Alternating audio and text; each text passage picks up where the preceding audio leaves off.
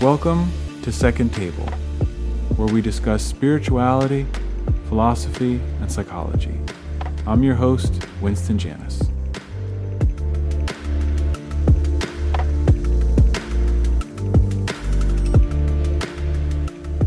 All right, welcome back, everyone, to the Second Table podcast. Thanks for listening. I have another return guest today with me, Peter Rollins. So those of you who have been listening to the show previously may remember Peter Rollins, and so happy to have you here, Peter. He's a philosopher, author, pyrotheologian. Don't know how else to categorize you, I guess, but thanks for coming back, Peter. Great to be back. I'm really pleased. I think was I one of your first guests? Was I the first guest? Maybe not the first one. Yeah, maybe the second guest, I think it was. And all right, well, very good. But that first one was a test. I know we had kind of had some conversation, and you were part of my inspiration for starting the podcast. So thanks for pushing me into that. Great, very good. No, I remember you telling me about it and the name and the logo and us talking that all through. So it's great to see that you're pushing forward. It's still happening. So great to be back. Yeah, it's been a lot of fun. So I know we had kind of had a few possible directions we could go in today when we had previous conversations, but maybe you could tell us a little bit about. I know Lent is coming up, and you have a new course well, it's not a new course. Sounds like you've been doing it for like 20 years. It's called Atheism for Lent, right? And I'd like to let you tell us a little bit about that. But I almost want to, phrase this question to you, if I may, because I know you kind of talked about atheism for Lent as a sort of decentering practice or an invitation into a dark night of the soul. So my question is, how do you market a decentering practice and an invitation to the dark night of the soul during a global pandemic and in a country that seems almost on the brink of civil war? Yes. We're dealing with a lot already, right? Yeah, that's a good question. Funny enough, to go to that first, and then we can talk about atheism for Lent. But so the kind of approach that I take to philosophy is dialectic. And we talked a little bit about that, I think, last time I was on. But the idea of dialectics is that often whenever we're presented with two possibilities, we try to pick the best one. And dialectics does the opposite. Dialectics often it chooses the worst one. And so the idea is that in dialectics, there's a position is put forward, a thesis, and then out of going as deep into that thesis as possible, you find that it falls into contradiction and it develops an antithesis. And then when you go as far into that antithesis as possible, it generates a third position, which is a negation of the antithesis. And very practically, some examples are, if you're happy in your life and you're always going to parties, you're always enjoying your life, but then you kind of realize that you're going to parties all the time and the happiness is actually hiding depression, that actually, you're always having to go out. So the thesis is happiness, the antithesis is sadness. But when you embrace your sadness and when you really go into that, you find yourself happier. So you kind of, the third space brings together the other two. Often, like, again, life and death. If we choose life, we end up dying, when we're self-centeredly choosing our own life, we find life meaningless. But when we lose our lives for a cause or for another person, we find in that loss the regaining of life. This happens all of the time. Like, grace is another dialectic. I'm trying to change. I'm doing self-help. I'm doing cognitive therapies, and I can't seem to change. So I'm trying to change. Then there's the thing of, I'm not going to change. I'm not going to do anything. And then there's the acceptance of not changing, which is called grace. Grace is Tillich defines it as accepting that you're accepted. So you just don't decide, I don't have to change. I can just be. And then the irony is you can change, right? So the idea of not having to change changes. So these dialectics happen. So the irony is actually often you have to go right into the dark night of the soul to get to some sort of affirmation. The deeper you go in, the more you'll find some light. And so in a time of crisis, often, it is funny that in a time of crisis, musicals become very popular, right? And comedies and superficial movies, because people want an escape from the suffering. Hmm. But the idea is you go in, you escape the suffering for a couple of hours, and then you're back in it. But instead, what you really want to do is you want to be able to sublimate the suffering, make it into something productive, like a musician who takes suffering but sings about it and makes it into something that you can put into words and into language. So atheism for Lent is a journey into the dark night of the soul, but the idea is actually that is the path to the light. We have to Hmm. go into the darkness to find the light, and especially today when, because here's the irony, in a time of crisis like COVID, if we can't face that crisis, then we're going to scapegoat. We're going to start putting our anxiety on people. We're going to start thinking that they're the problem and not us. We're going to start creating a new purity culture of who's dirty and who's clean. And that's what's going to create a civil war. And it's exactly So what we've seen, right? That it has become an issue of division. People are saying, oh, no, it's not real. It's a hoax and all this stuff. yeah, Yeah. whenever you cannot make room for crisis, you push it down and it returns in scapegoating. So yeah, I think in society we're in the midst of a new purity culture. When people hear the term purity culture, they think of sex and religion. No, purity culture is about how to manage dirt, how to manage the impurity. And in very primitive religions, you try to put the impurity outside yourself, you put it onto somebody else, you try to create a pure inner circle, and the dirt is outside. But then the idea is actually, and you see this in Christianity, is, Jesus is constantly confusing what is dirty and what is clean.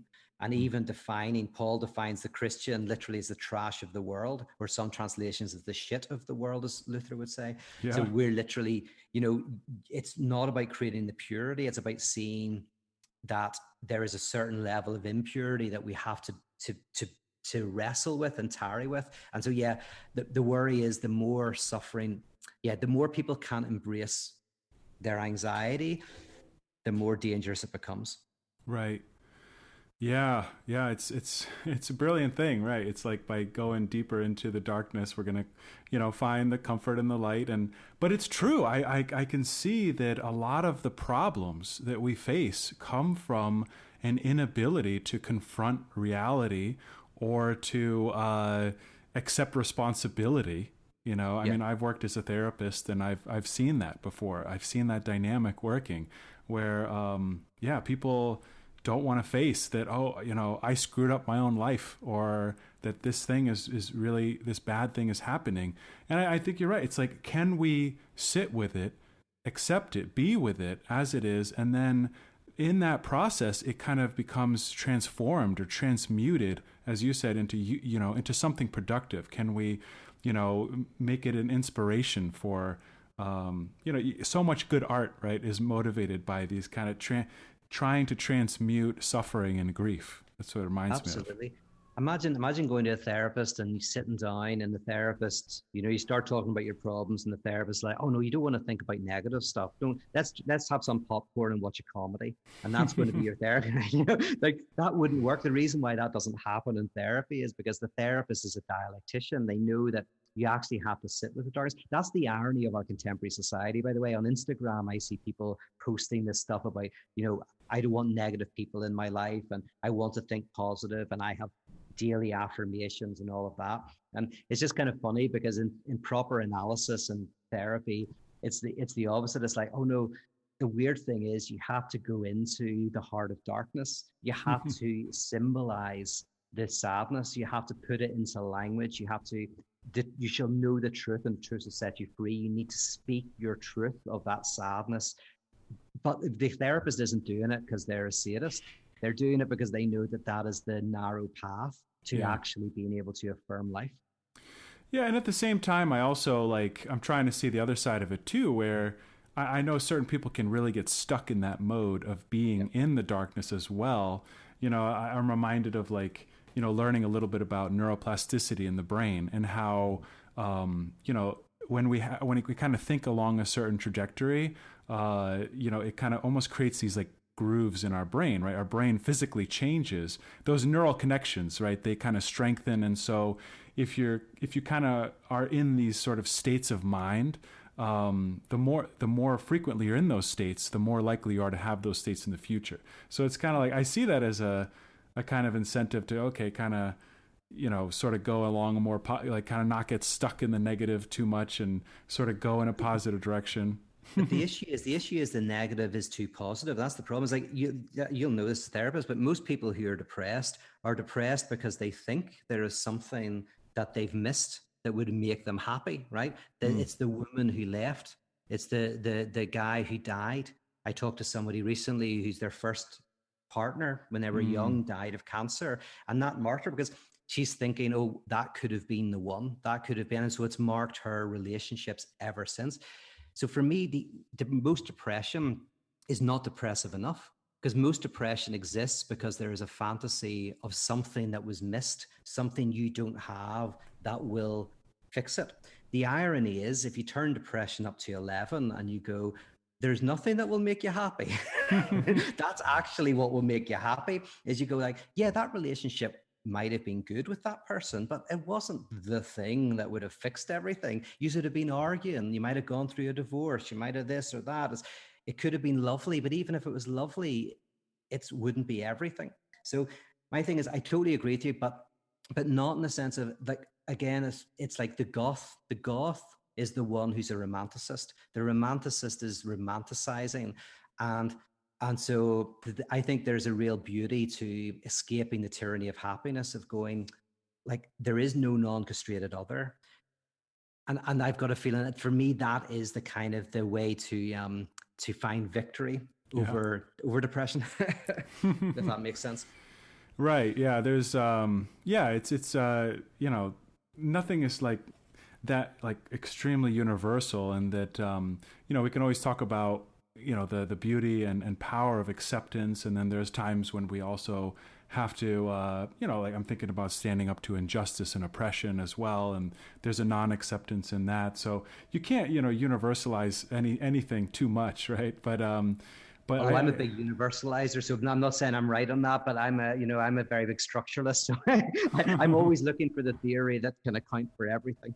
I hear you. I'm the same way, but like, it reminds me of what you kind of talked about a little bit, kind of getting into, I was reading up a little bit about, like when you were talking about atheism, /theism, right? Atheism and theism, and how, no matter what conception of God that we come to, we always have to kind of realize that we don't. You said, I think you said at one point in the book, How to Not Speak of God, the fundamentalist is the one who believes what they believe, right?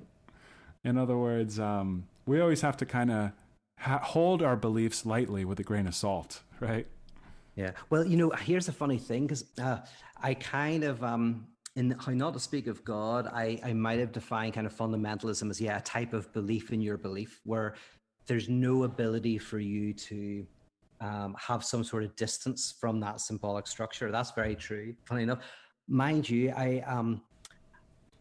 there's another form of fundamentalism that I think is more common, which is a kind of fundamentalism in which you don't believe what you believe, you repress your doubts. So for example, a lot of fundamentalists, you'll see they get very, angry or at someone. Say Rob Bell writes a book, Love Wins, and fundamentalists get very, very angry. And you go, why would they be angry? Right? If you believe what you believe, like, it's just, who cares? Like the Amish don't care about what Rob Bell wrote, the answer might be that, that there's something in the book that they do believe, but they can't articulate.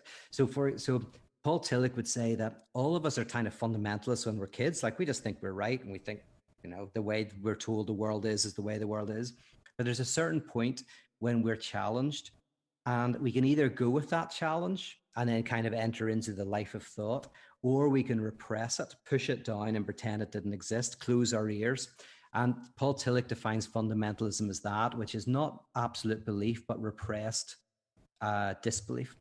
And so both of those in different ways have something kind of interesting. I would actually parse the difference now as the difference between psychotic fundamentalism and neurotic fundamentalism. Psychotic fundamentalism is very rare, actually, but it's where someone absolutely believes their belief. Which is, as you know, a psychotic delusion is, someone absolutely believes, like, say, the FBI are after them, or someone's implanted something in their mind, like they're tyrannized by certainty.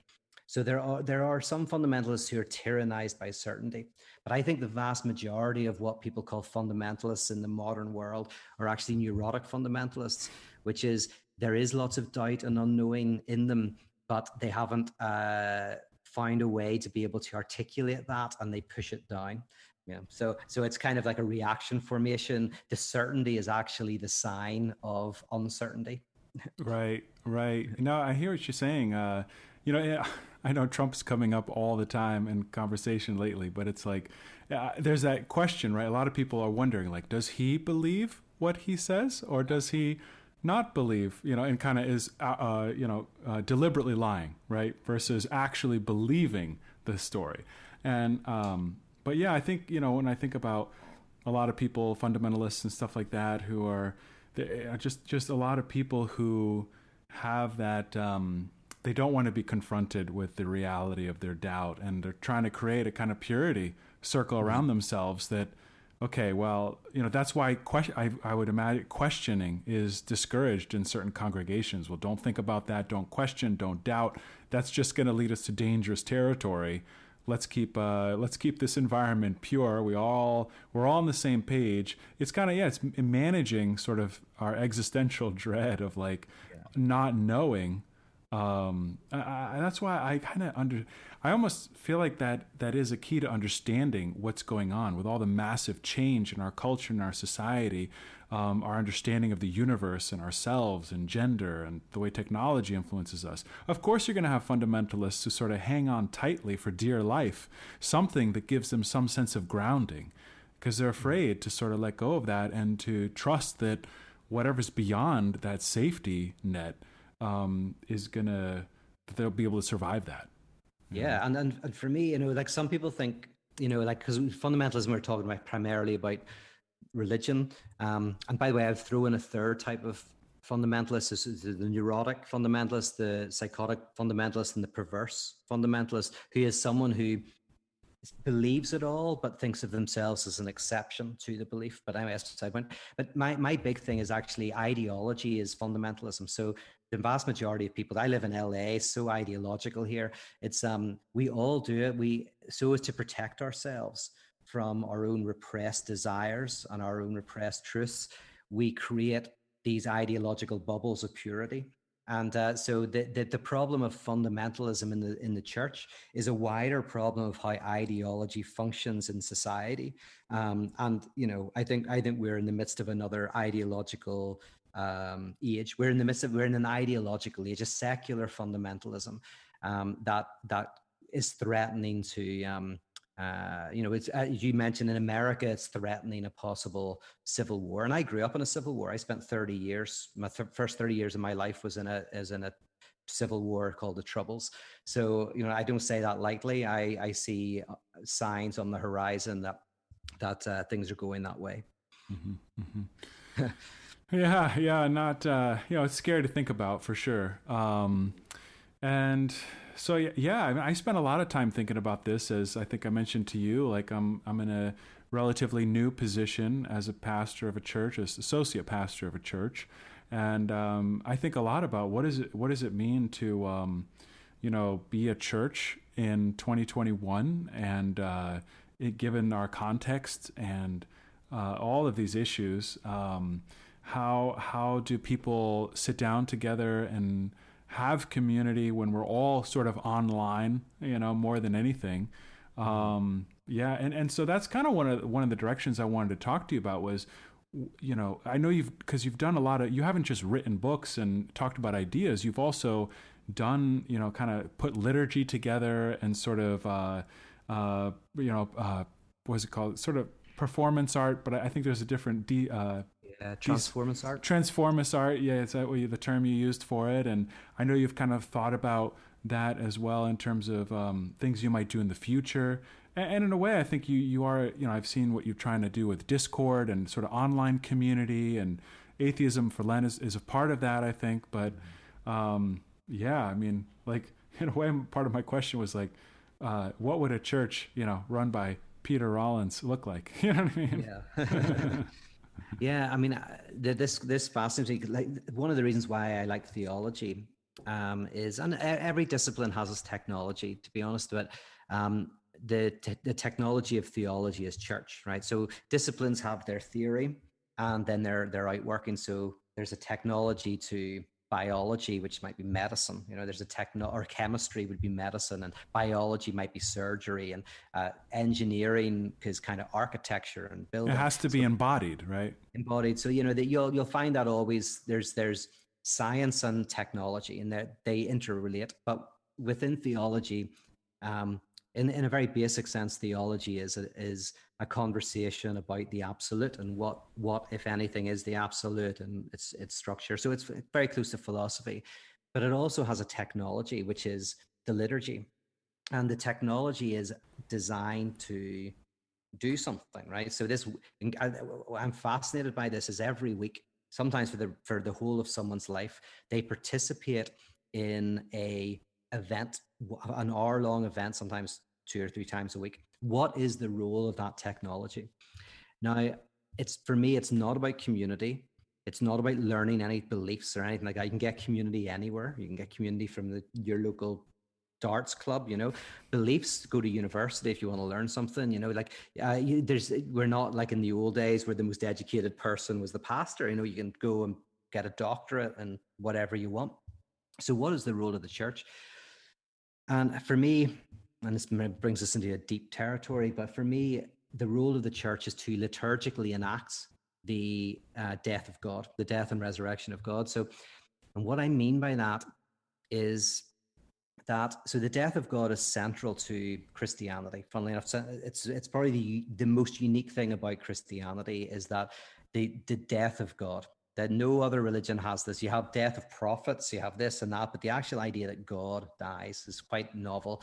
The Apostle Paul's really the first one to articulate it. And then from the Apostle Paul, you see it hardly at all until about the 4th and 5th century, which is, there's no crucifixion stuff really until then. Then Luther takes it up. Then Hegel brings it into philosophy. So it becomes elevated to the realm of philosophy, and then Nietzsche. So that's part of this idea of the death of God. And so ironically, Nietzsche and St. Paul are connected by believing in the centrality of the death of God. So what I mean by that is, so in some respects, okay, we'll simplify it a bit, but the church is the place where you experience grace. Maybe I'll start there, right? It is the place where you stop striving. You begin to articulate the struggles and the contradictions of your being, and you discover those in a community that accepts you. And that's part of the death of God, because God experiences the loss of God, right? God experiences this loss of God in the crucifixion. We experience this same experience of loss, but we find that experience of loss is a resurrection, is something profound. So I'll say it like this. In our contemporary society, we're frantically pursuing something that will make us whole and complete. We want God, the religious God, to fill us, whether it's our TV or sex or money or fame, something that will make us whole and complete. We go into the church, and the church doesn't help us pursue what will make us happy. The church is a space where we become free from the pursuit of what will make us happy. We think God will fill the lack, and we see that God has lack within God's self, right? We experience grace, and that experience for me is transformative, not directly. So in the same way that in therapy, so I have a friend who's going through therapy at the moment, and she suffered from a number of ailments. So some of the things were digestive issues, throwing up, insomnia, feeling of intruders in the house. So these were just a few of the symptoms. During analysis, none of those symptoms have been talked about. It's not about how do you kind of eat better, do you have SIBO, do you whatever to have more security in your house and all that. What was talked about was a primordial agony, a primal trauma that had never been spoken in her life, that was indigestible. So she couldn't digest it. So she was trying to throw it up, like physically throw it out of her body. As they talked about that stuff, and as she came to peace with that trauma, then the throwing up stopped, the digestive issues stopped, the insomnia diminished, and she stopped thinking of intruders always being in the house. But she didn't even notice it happening. She just got healthier.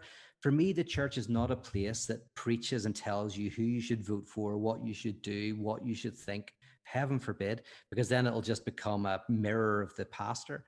The church is the place where you experience radical grace, and that experience of radical grace will enable a healthier community, and a healthier community will help create a healthier society. Yeah, yeah. I think there are a lot of parallels with therapy and that kind of thing, because, I mean, even in my own experience, it's like you're saying, I mean, you're carrying something around and you feel like if only you could just do X, Y, Z, it'll fix it. But then ironically, what happens is, you confide in a friend or in your therapist and you say, this is what I'm dealing with right now. And oftentimes it has nothing to do with any kind of advice or, treatment plan or any kind of solution or prescription that is given. It's just the fact that, okay, somebody has seen me and is accepting me, grace, right? And as I am, broken and incomplete, and I don't have to carry this completely by myself. And that makes so oftentimes a world of difference, Mm-hmm. 100%. Yeah, it's really a fascinating phenomena. Yeah, and there's a political dimension to this. So I'm philosophically a Hegelian, but I'm very kind of influenced by Marx as well. I'm European, of course I am. So, but Marx was a Hegelian, and Marx's point, right, which very few people in America, because Marx isn't part of you don't read him in university and stuff. So I think he's very misunderstood. Marx was primarily not telling people what the next world would look like, right? So the idea of socialism and then into communism. He wasn't kind of outlining what society should look like. Marx was primarily in Capital, simply trying to expose the central contradiction within the current economic system. Now, Marx just believed that every economic system has a contradiction, and eventually it collapses because of that contradiction and something else arises, something that tries to be a solution to the previous thing. So for Marx, capitalism, it's not about having bad CEOs. It's not about anything to do with any of the kind of issues that we think are bad in society, because technically you could get rid of those and capitalism would still exist. Capitalism for Marx had one central contradiction, and it's this: is before capitalism, everything in the market got its value. You go into the marketplace, you sell a product. As long as the system is working well, you get the value of the thing you're selling, the cow or the book or whatever. But in feudalism, you have to give 20% to the lord, whatever. Right. Now, in capitalism, Marx says a new commodity comes on the scene that never gets its value, right? This magical new commodity that's different, that in the marketplace, when you sell it, you never get what it's worth when it's working right, when the system's working right. And that commodity is labor power, right? So when you sell your labor power, you never get what it's worth, because you pay me $50 a day because I make you $100 a day, right? So I'm always not getting the full value of what I create. Now, Marx isn't being moralistic here. He's just going, this is something that's going on in society. We don't see it because before him, it wasn't theorized, but it causes all sorts of alienation and conflict, recessions and depressions. And he says, ultimately, it could cause real difficulties. It already does, Now, the point for Marx is that you just have to have a society where you can bring that contradiction to the surface. You allow it to be seen. Everybody feels it. And that very experience is what will transform society in a productive way. Now, the reason why I'm saying this is it because it's the same in therapy. If you have two people who are married for 10 years and they're arguing and fighting, one's having an affair, the other's always at work. Now, they don't talk about it, but it's there and it always speaks. The kid's got anorexia, someone else has got some problems, they've got, the guy's got stress, whatever, right? So it's unsymbolized. Then they go to therapy. It gets symbolized. The underlying antagonism is symbolized. And one of two things happen. They either break up or they find a new way of going out. But one thing that can't stay the same is they can't stay in the same type of relationship. It has to change just by the pure fact that the antagonism has been raised to the level of the symbolic. Now, the reason why I'm saying this is because there's this weird sense in which the antagonism is what holds the thing together and what pulls it apart. That's the weird thing. That's called the real. So in capitalism, what holds capitalism together is surplus value. And it's also what pulls it apart. And when that's symbolized, it can cause transformation. That's why, by the way, I'm saying that the role of the political activist then is to try to identify the central antagonisms within the community, not to blame someone and hit someone over the head, but simply to bring the central antagonism to the surface. And that act itself is transformative. And I think grace is required. You have to have grace because it's only when someone lowers their defense mechanisms that they're able to speak the truth. So if I say to you, you're an asshole to your mum, you'll go, I'm not, you should meet her, she's terrible, right? Because your defense mechanisms come up because I'm shouting at you. But if I buy you a drink and say, man, you seem really stressed and I think you really took it out on your mum, you're more likely to go, yeah, I really shouldn't have. It's because of X, Y, and Z. So I show you grace, bring up the antagonism in your life, your relationship with your mother improves. Right. Yeah. It reminds me of, all these defense mechanisms come up because I think that one of our central fears is that if we're truly seen for who we are as individuals, then we will not be loved. Like I've heard, some narratives where, like there was this, I kind of follow, I'm interested in Eastern religion, all that kind of stuff. And, Ram Dass, you may have heard. And I think he tells a story in which he felt like he met this guru and this guru just, he felt as though this guru knew everything about him, like through and through, right? Whether he did or didn't is not the issue, but the fact that he said, this person knew everything about me and still loved me. And he felt like that was transformative, right? Yep. So this is a thing that's within us, I think, is this fear that if we bring out the true, the real, right? Who we really are and what we really think and what we really feel, then we will be rejected and we won't be loved. And you see on social media, people tear each other apart, which is kind of probably projecting in a lot of ways. Yeah, so much projection, absolutely. But how do we get that out on the table and exactly name it and say, this is what we're going on and learn to have grace with one another, Yeah. And I think we need a person to incarnate that. Like Ram Dass, needed a person to do that. That's why like a piece of driftwood with "you are accepted" doesn't really do anything. Right? You can stick that on your wall. The point within the church is somebody symbolically enacts radical grace. So the idea is that the minister, not the minister as a person, the minister as a symbolic value, is the experience of grace for the community. So this is key. So what Ram Dass is talking about in Lacanian terms, that's called the subject supposed to know. It's kind of thing where you think that this other being, the therapist, knows the answer and knows why you're acting a certain way. And that fantasy allows you to then come to knowledge and speak. So it's a necessary illusion that you eventually overcome. I had this the other day. I had a dream. And I told my friend, Elliot, who I do my podcast with, and I told him the dream. And he went to the bathroom and then he came out of the bathroom and he had this knowing look on his face. Now, I had no idea what the dream meant. And he had this knowing look on his face. And this is true. And I immediately went, oh, I know what you're thinking. You're thinking this. And then I gave an interpretation.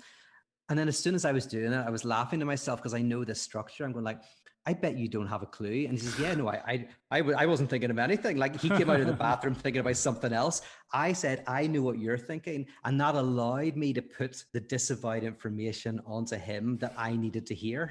So that structure is very important. And so, and in many ways, like, this is why a minister for me should never be a friend. People say, oh, a minister should be a friend or whatever. And go like, no, when you go to an analyst, you begin by thinking they're just like you. They're a person like you, and they have feelings just like you. I was talking to a friend yesterday. She's just started analysis or therapy, and she was saying she was telling the woman, like, oh, I don't want to offend you, but I'm not sure if this really works, and I don't know if I want to do this, but no, I don't want to disrespect your profession.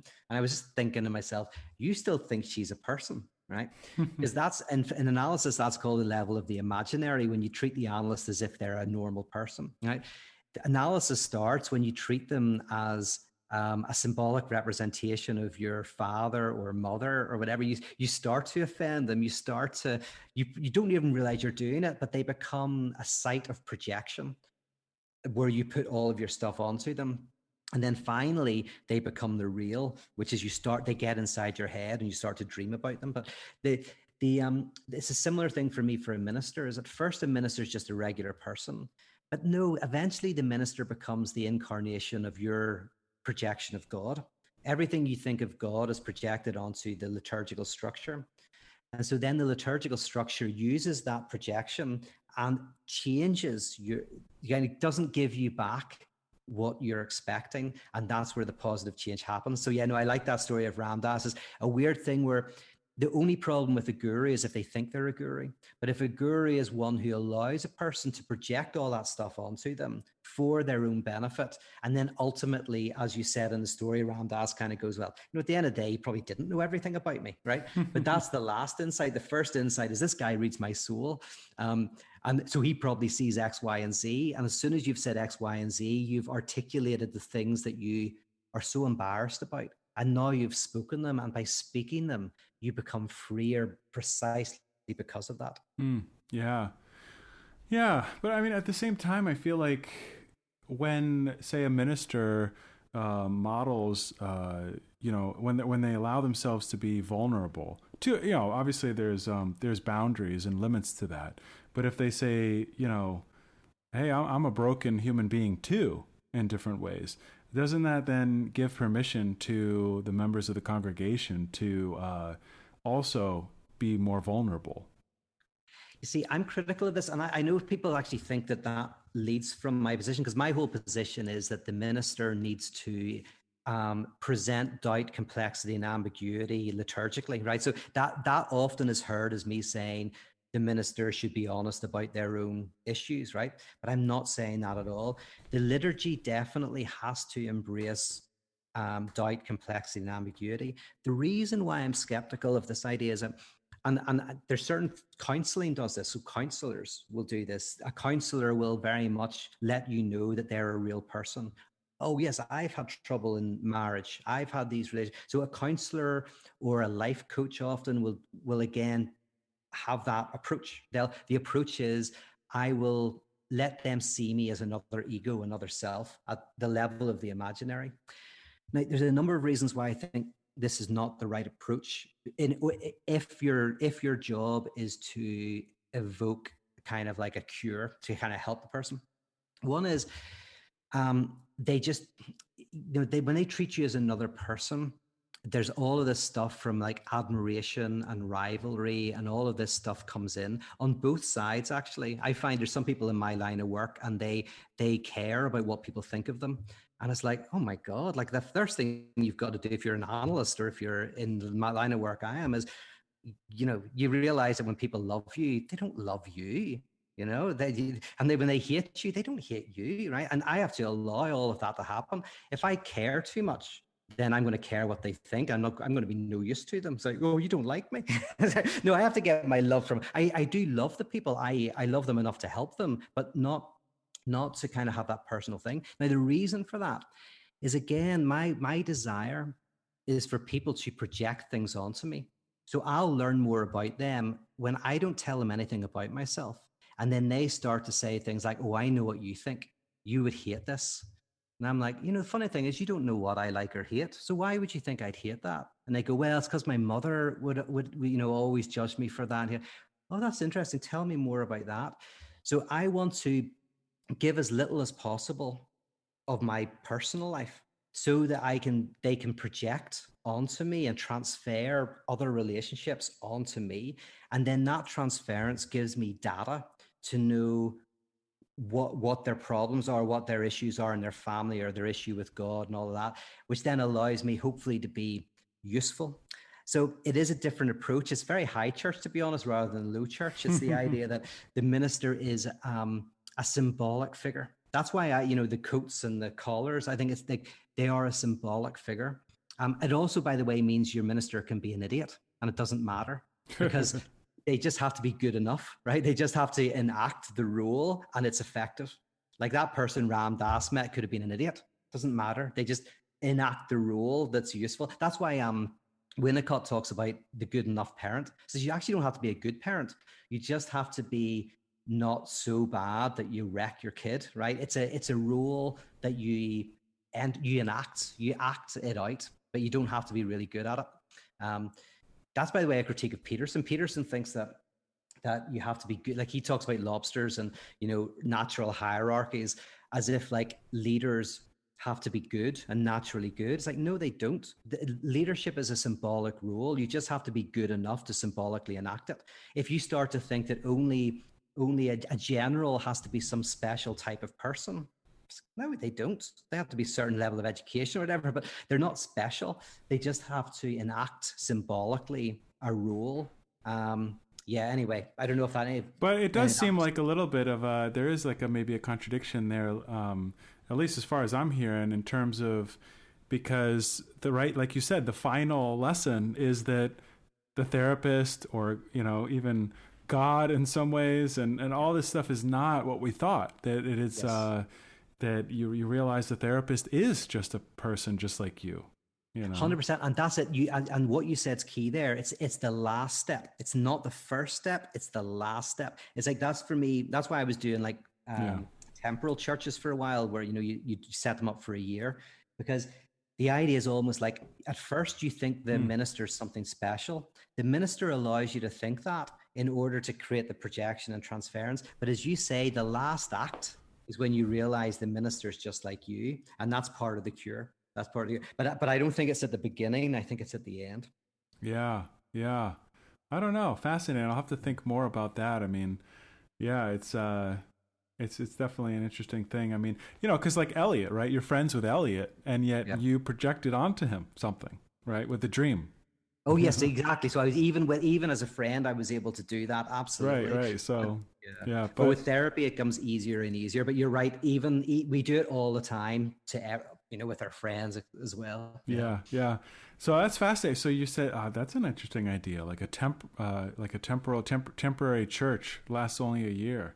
Huh. Yeah. Never thought about that. We were talking in our church about setting up small groups and what kind of structure we could use and how commitment and consistency and lack of time is always an issue, right? Like people just can't find the time to include church stuff or small groups or any of these kind of things that are hopefully going to be beneficial for people. It's like they can't find the time to do it. And one of the things we looked at was like having not indefinite groups that are going to go on forever, but this is just going to last for 4 to 6 weeks and then it's going to be done. Maybe there is a kind of a power to that, kind of like, people are like, oh, I can commit to that, Yeah. And if it's got a point, as in like, for me, the church is about getting to this experience and this event, and you go like, then kind of sometimes you can go like, if you've got a group that's kind of like helping people to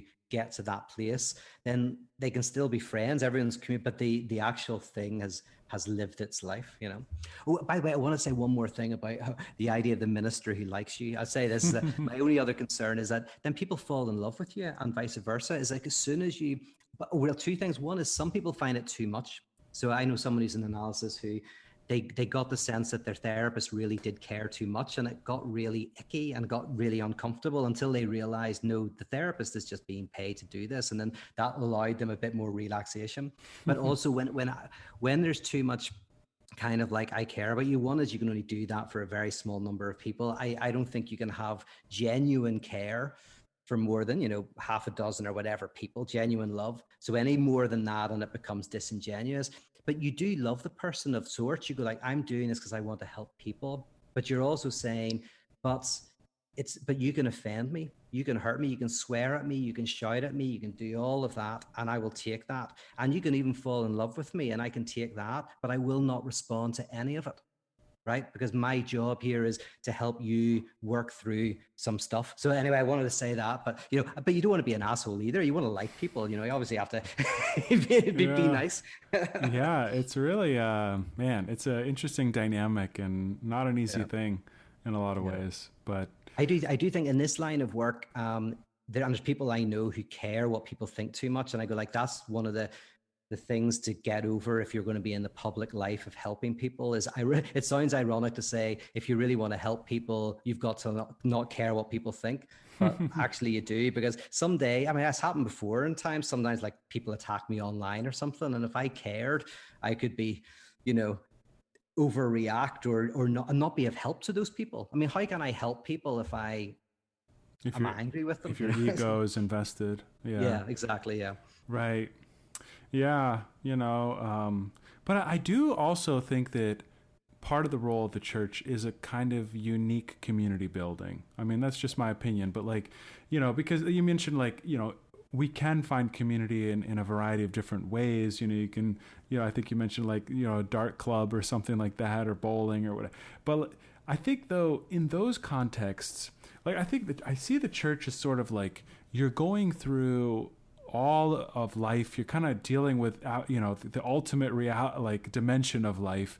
You're going through these major life transitions, whether it's birth and marriage and death and, all those kind of rites of passage. So I think the idea is to be in a deeper sort of community with people, not a superficial community. Not that you can't become deeper friends with people who are in your bowling league, right? But this is more like intentional, I would say. We're really talking about what is life, what really matters, what's important, what's meaningful, and sort of going through life together as a community, and I just can't help but notice, I think that's like a rare thing today. I mean, you really have to be kind of lucky, and it's tricky because, you might think the church is an institutionalization of that, but even then it's extremely challenging. You can't just kind of build these relationships easily, especially in our society today. It's almost impossible sometimes, it feels like, to kind of for so many of so many people to build these kind of intimate, genuine relationships with one another, that I think is central to who we are as human beings. It's like, yeah. Yeah, I mean, for me, church is unique. I mean, definitely is unique. But for me, what's unique about it is it's a type of community based around the death of God. For me, that's there's no other community that enacts deicide, right? So that's what makes Christianity unique. That's literally, you're not going to find that anywhere else. And that does mean, for me, definitely, that's why I'm a Christian of sorts. Is I believe in like you said, the uniqueness of this type of collective that once a week bases itself around these notions of incarnation, crucifixion, resurrection, and so that is a particular type of community. You could also say, which is maybe more in line with what you're saying, and I'm not sure if I completely agree with Tillich on this, but you could say that one of the roles of church is to sensitize you to ultimate concern, to the idea of the ultimate. So the ultimate's everywhere. Whenever you paint, you're inspired by beauty. Whenever you're a lawyer, you're inspired by truth, justice. When you're a philosopher, you're inspired by truth, right? There's the ultimate is always playing out in various ways, but we're not very sensitive to it. And you're right that something about going once a week and sensitizing yourself to the ultimate is very interesting. That's not what you do at a darts club. That's not what you do at a coffee bar. And even though it's what you do when you're painting or whatever, it's not what you're actually attuning yourself to. So I would maybe say, yeah, the type of uniqueness of the church is sensitizing you to ultimate concern, helping you enter into an experience of grace through art, liturgy, and and enacting this crucifixion and resurrection event existentially. So those are, yeah, and I think those are not things that you find elsewhere. Other religions, by the way, have their unique things, but it's not that. You know, they've got different unique things. Like Eastern religions are much more about kind of like, you know, helping you see through illusion, and kind of more focused on kind of notions of disillusionment of the subject. So a lot of Eastern practices are designed to disillusion a person. Yeah. Yeah. Well, like I said, I'm always just sort of thinking about, what's the future look like? I mean, that's kind of natural, I guess, being sort of at the beginning of my own career. And, you know, I don't know. It's funny, like different people gravitate to these different approaches. I mean, a lot of people I think are just looking for, comfort and wanting to feel safe or held by God and whatnot, but I think, your approach is interesting in that there's a lot of people I think that want to rebel against sort of all of the sort of stuff that they perceive as superficial, oh, come and God loves you and all that. And I don't know, I wonder if I see that as a kind of a uniqueness to your approach, is kind of saying, no, let's confront the darkness, as you were saying. And there are a lot of people that are hungry for that authenticity, and it's refreshing to be like, oh, let's talk about the dark shit, Well, I mean, and it's also like, it's a difference between, there's obviously a massive difference between why people go to church and what church's function is. So whenever someone goes to analysis, they go because they think it's going to help them be happier in their life and maybe get what they need in order to move forward. Right. And the whole point of analysis is that's required. Like that is required to get someone in analysis. If they knew in advance that analysis was going to help them confront all of their contradictions and eventually make peace with them, and realize that, say they're not going to find a thing that's going to fix them, the person's not going to come back or whatever, you might not do it. So in the same way I think most people go to church because they want God to fix things. They want God to be the thing that will comfort them. My point is that's the thing that gets people to the church, but that's not what the church should be doing. The churches should then be using that desire and that projection in order to help people then confront the darkness, so that they can find a genuine health and a genuine kind of experience of grace. So yeah, so it's a funny irony. It's like, yeah, I'm very much going like, yeah, of course, most people who go to church are going to church because, they want to find a God who's going to make everything work. But the minister's supposed to refuse the temptation to give the congregation what they want. Lacan said that the analyst has to refuse the temptation to give the analysand what they want. So in other words, the analysand wants the analyst to say, it's all going to be okay. It's all going to be great. You're going to be fine. Right? But the analyst has to resist that temptation in order to help them come to health. And so I think most people in the church want the minister to say, God's going to fix everything. Everything's going to be wonderful. Everything's going to be great. Don't worry. And most ministers feel that temptation. They feel it palpably. That's what people want the minister to do. But the minister has to, tell the stories of the Gospels and the suffering and the struggle of life, and of how in that struggle is real joy, real affirmation, and that's where the meat of existence is. Yeah, that's well said. So, as we're kind of winding up here on our time, I mean, have you thought about, or are there any plans in the works for, we talked in the beginning, I think, about how all of these philosophies and ideas in some ways need embodiment. The science needs a technology. And so, I don't know. Are you continuing to think about the, implementing technology and what might that look like, other than the sort of things you're doing already online, Yeah, I'm very keen to get back into things. So I'm, if and when, I think it's going to be a while, I'll have to be honest, a long time, but when I get a chance where I can, legally and safely have people community. I'm going to start something in Los Angeles probably, that will be like Icon, the community I had in Belfast and in New York. So I'm quite excited about getting back into that. And then in the meantime, what I'm doing is, although I do a lot of theory stuff online, I also am trying to do more decentering practices. And funny enough, Atheism for Lent is an example of that. And just to give people a background to what happens is, it's not an intellectual thing. It's not, although there is an intellectual dimension, but over Lent, people get every day of Lent a reflection. It might be a music, it might be a comic book, it might be a philosophical reflection. And every day you get something that is designed to decenter and challenge in hopefully a fun and productive way, to see how theism and atheism are intertwined. They're not enemies. They actually enrich each other. They're in a loving dance and have been for thousands of years.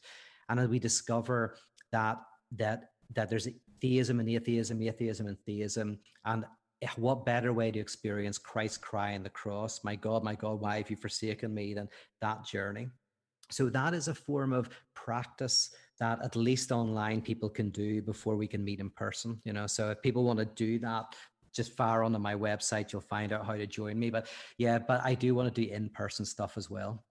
Yeah. Well, I'll be curious to follow your work and kind of see what you end up doing in person, and because I know I'm always interested in what can we do differently for a new age and the time of transition that we're in.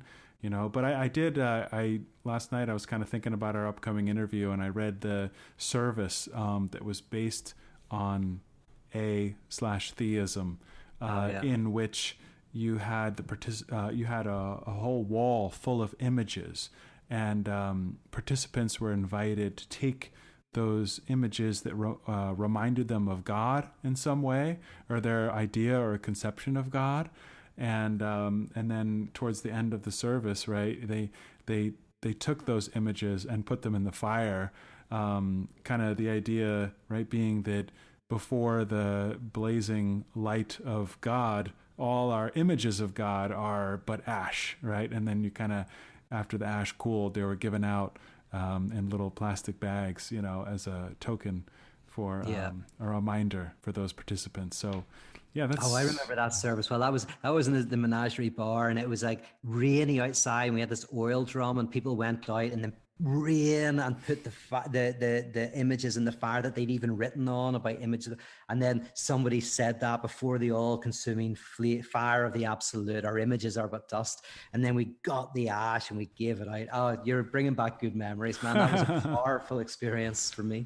Yeah, it sounds like it. I think that's so creative. I mean, that's kind of one of my burning questions in a way, is like, is that like where, like, how do you come up with that stuff, basically, I guess, like if people want to create liturgies like that, it's like, I don't know, maybe it just takes a kind of a gift, but I don't know if you would speak to any, like, how do you come up with stuff like that, like liturgies like that are based on those concepts?